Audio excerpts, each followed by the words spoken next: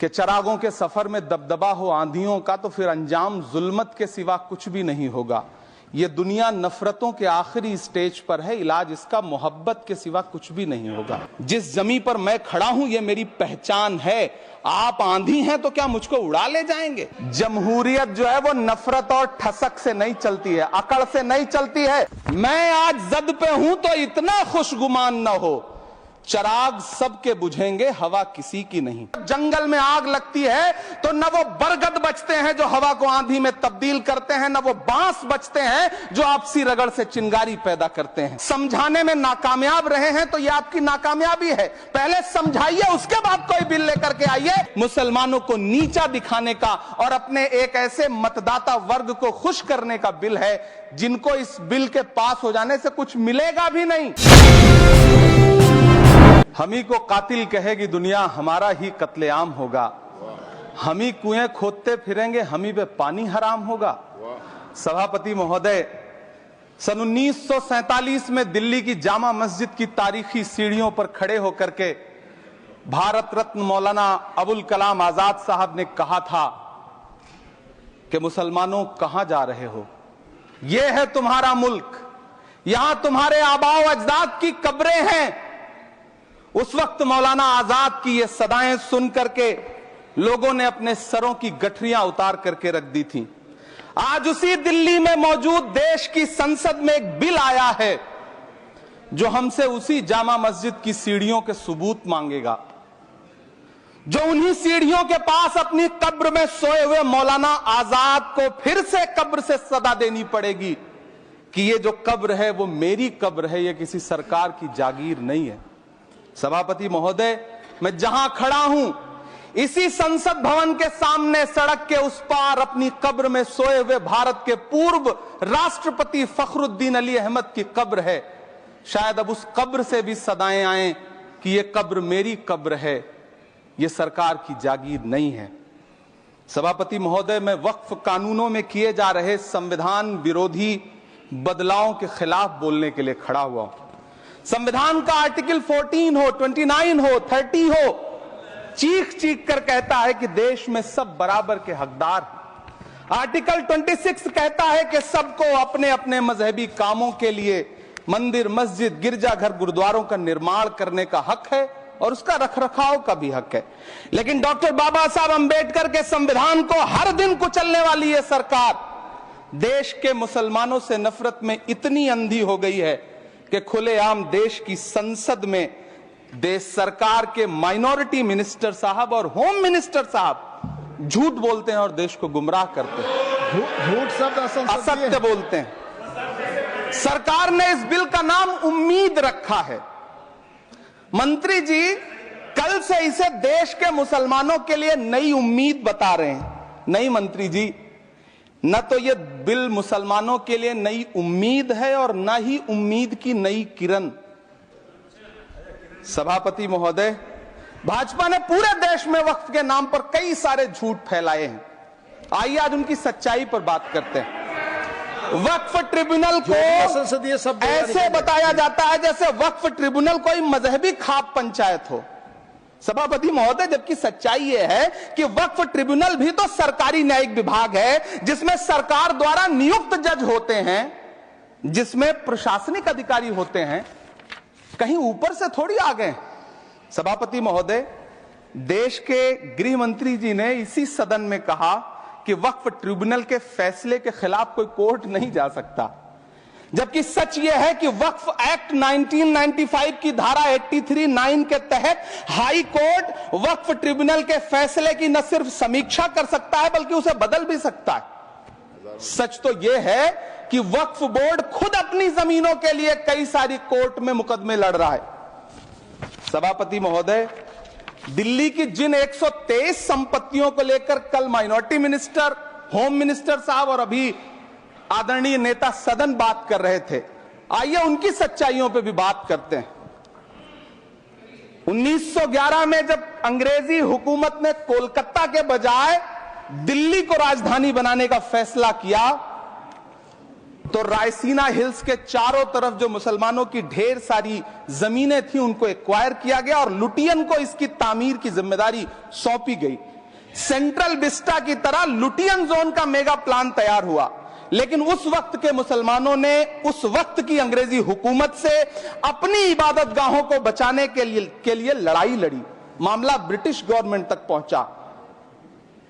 तब यह तय हुआ कि वो जो धार्मिक स्थल हैं उन्हें जस का तस रहने दिया जाएगा। इंडिया गेट के बगल वाली मस्जिद हो, जाब्तागंज, सुनहरी बाग मस्जिद हो, पार्लियामेंट रोड वाली मस्जिद हो, ऐसी 123 संपत्तियों के मैनेजमेंट के लिए 1913 में मुसलमान वक्फ वैलिडेशन एक्ट बना और उसके बाद एक नया शहर बसाया गया जिसे लुटियंस जोन का नाम दिया गया। फिर 1943-45 के बीच एक और समझौता हुआ आजादी से पहले, उसके तहत काफी सारी वक्फ जायदादों को सुन्नी मजलिस औकाफ बनाकर उसके अंडर किया गया ताकि उसकी देखरेख की जा सके। गृह मंत्री जी 2 दिन से सदन में जो बात कह रहे हैं वो दरअसल 123 संपत्तियां उसी सुन्नी मजलिस औकाफ के तहत आती है। सभापति महोदय, आजाद भारत आजाद हुआ।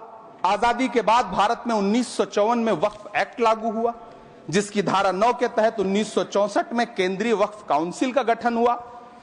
दिल्ली की वही 123 प्रॉपर्टीज को 1970 में सर्वे गजट करके गजट नोटिफाई किया गया।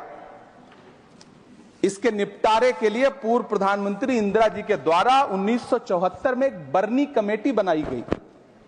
बर्नी कमेटी ने 1976 में इन 123 संपत्तियों को दिल्ली वक्फ बोर्ड की संपत्ति होने की रिपोर्ट सौंपी। उस रिपोर्ट के आधार पर 1984 में कांग्रेस सरकार ने उन 123 प्रॉपर्टीज को दिल्ली वक्फ बोर्ड को सौंपने का फैसला किया, जिसके खिलाफ विश्व हिंदू परिषद कोर्ट गई। मामला 2011 तक पेंडिंग रहा। फिर 2011 में कोर्ट ने सरकार को आदेशित किया कि इसका निपटारा करो। तब 2013 में तत्कालीन यूपीए सरकार ने दिल्ली की उन्हीं 123 जायदादों को बर्नी कमेटी की सिफारिशों के मुताबिक वक्फ बोर्ड के हवाले किया। यही वो प्रॉपर्टीज हैं जिनके नाम से गृह मंत्री जी कल से कांग्रेस को कोस रहे हैं। फिर आई 2014 में भाजपा की सरकार, जो तब से इन जमीनों को हड़पने की साजिश कर रही है। जिस बिल को मुसलमानों के हुकूक की हिफाजत करने वाला बिल बताया जा रहा है, उसी को पेश करने के लिए और उस पर बात करने के लिए लोकसभा में भाजपा सरकार के पास एक भी मुस्लिम सांसद नहीं है। जिस वक्त, मैं लोकसभा कह रहा हूं, सुना करिए, जिस वक्फ बिल को मुस्लिम महिलाओं को हक दिलाने वाला बताया जा रहा है, उसे संसद में पेश करने वाली पार्टी के पास न तो राज्यसभा में, न लोकसभा में, न देश की किसी विधानसभा में एक भी मुस्लिम महिला सदस्य नहीं। कल किरण रिजिजू जी कह रहे थे कि रेलवे की जमीनें देश की जमीनें हैं, डिफेंस की जमीनें देश की जमीनें हैं। हां मंत्री जी, हैं, बिल्कुल हैं। ये जो वक्फ की जमीनें हैं, ये हमारे पुरखों ने धार्मिक कामों के लिए डोनेट किया है। तो हम भी तो इसी देश के नागरिक हैं, हम भी तो इसी देश के बेटे हैं, तो वक्फ की जमीनें भी तो इसी देश की जमीनें हैं। उनको पराया क्यों बोलते हैं आप? सभापति महोदय, अशफाकुल्लाह खान जब फैजाबाद की जेल में फांसी के फंदे पर झूल रहे थे तो इसी देश की जमीन के लिए झूल रहे थे ना। सभापति महोदय, अंडमान की जेल में काला पानी की सजा काटकर अपनी जान देने वाले मौलाना फजले हक खैराबादी हो या शेर खान अफरीदी हो, वो भी तो इसी जमीन के लिए अपनी जान दे रहे थे ना। सभापति महोदय, पाकिस्तान के खिलाफ लड़ते हुए अपनी जान देने वाले महावीर चक्र विजेता ब्रिगेडियर उस्मान हो या पाकिस्तान के पैटर्न टैंक उड़ाने वाला परमवीर चक्र विजेता वीर अब्दुल हमीद हो, वो भी तो इसी जमीन के लिए अपनी जान दे रहा था ना।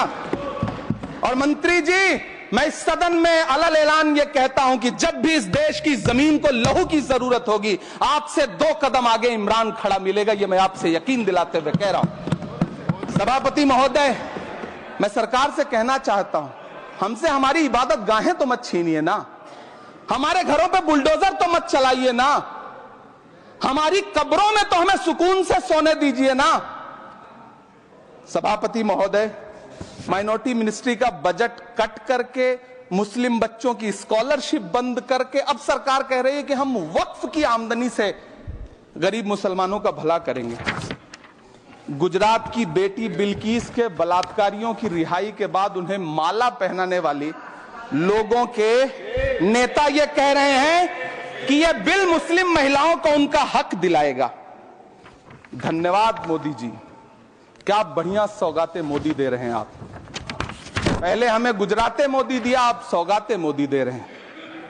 लेकिन यह सरकार इतना याद रखे कि इसी ठसक के साथ देश की संसद में सीए का कानून भी लाया गया था और कहा गया था बड़े बड़े भाषण देकर के कि पड़ोसी देशों से हिंदू भाइयों को ला करके यहां नागरिकता दी जाएगी। लेकिन मैं आपके संज्ञान में लाता हूं सर कि पिछले इतने दिनों में इनसे नागरिकता लेने के लिए 2000 व्यक्ति भी नहीं आए, जबकि इसके उलट इन्हीं की सरकार में पिछले 10 साल में 15 लाख से ज्यादा भारतीयों ने भारत की नागरिकता छोड़ करके दूसरे देश में जाकर के बस गए।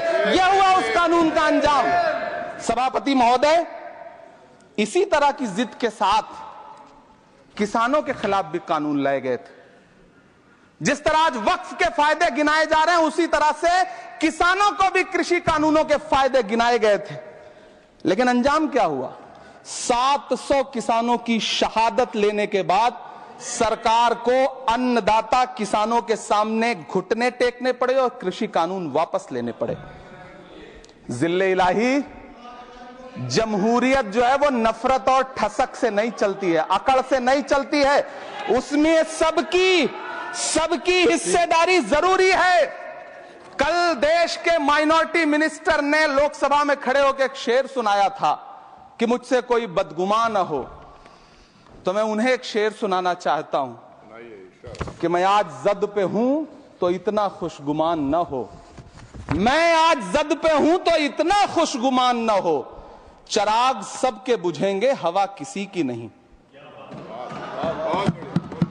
नीतीश कुमार जी हो, चंद्रबाबू नायडू जी हो, चिराग पासवान जी हो, जयंत चौधरी जी हो, देवे गौड़ा जी हो, जीतन राम मांझी जी हो, सबको समझना पड़ेगा कि जब जंगल में आग लगती है तो न वो बरगद बचते हैं जो हवा को आंधी में तब्दील करते हैं, न वो बांस बचते हैं जो आपसी रगड़ से चिंगारी पैदा करते हैं। सभापति महोदय, जब देश को मनमोहन सिंह साहब जैसा काबिल प्रधानमंत्री मिलता है तो देश को आरटीआई जैसा एक्ट मिलता है, सेज जैसा एक्ट मिलता है, मनरेगा जैसा एक्ट मिलता है, लिबरलाइजेशन मिलता है, राइट टू एजुकेशन मिलता है, नेशनल फूड सिक्योरिटी एक्ट मिलता है। लेकिन जब देश को सौगातें मोदी मिलती है तो क्या मिलता है? सीए मिलता है, फॉर्म्स लॉ मिलता है, आर्टिकल 370 मिलता है, इलेक्टोरल बॉन्ड जैसा एक्ट मिलता है और वक्फ अमेंडमेंट एक्ट जैसे बिल देश को मिलते हैं।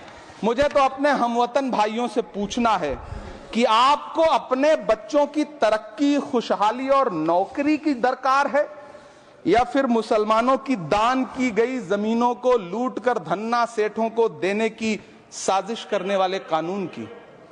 सभापति महोदय, यह सरकार रात के 3 बजे तक पूरे देश को जगा करके संसद में अपने ही नागरिकों को नीचा दिखाने के लिए वक्फ बिल ला रही थी, तो उधर रात के 1:30 बजे अमेरिका हम पर 26% टैरिफ लगा रहा था। सरकार की प्राथमिकताएं देश को पता। सभापति महोदय, मैं बहुत भावुक हूं आज, और मुझे अच्छा लगा कि आदरणीय नेता सदन जगत प्रकाश नड्डा जी ने बहुत अच्छी बातें भी की, मन से बातें की। क्योंकि उनके नाम में प्रकाश जुड़ा है तो मैं उनमें हमेशा एक रोशनी की किरण देखता हूं।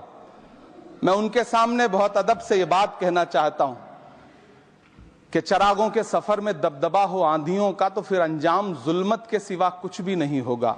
ये दुनिया नफरतों के आखिरी स्टेज पर है, इलाज इसका मोहब्बत के सिवा कुछ भी नहीं होगा। मैं भावुक हूं, मेरी पलकें गीली हैं।